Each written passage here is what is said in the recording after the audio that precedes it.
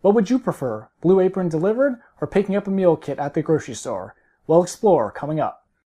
Hey news friends, if you're interested in the latest tech news with a smart and relevant opinion, then you've come to the right place. Please consider subscribing. Today, we'll be talking about Blue Apron sort of making a pivot to start selling meal kits at supermarkets. They are obviously doing this because their subscriptions are dwindling. Currently, they have 750,000 subscriptions, but that's down from their peak of over 1 million last year. Their stock is also doing horrible because of this.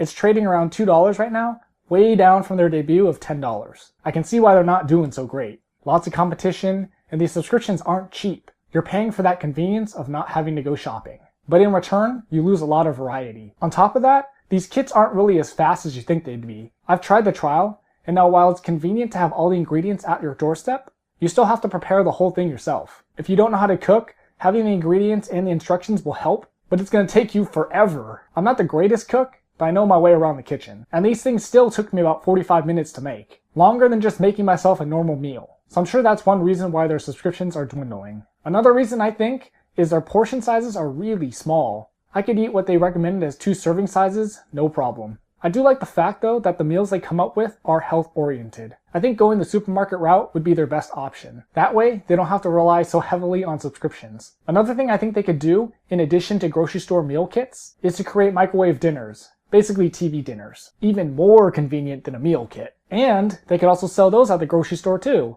That would be a kill 2 birds with 1 stone type deal. If that jives with their business model. So, we'll have to see if this pivot keeps their business afloat. Have you tried Blue Apron before? If so, what'd you think? Since we know they're going to be selling at the supermarket, would you buy a meal kit from them? Let me know in the comments. Don't forget to like, share, and subscribe. And remember, until next time, this is Nukem384 saying I'll see you when I see ya.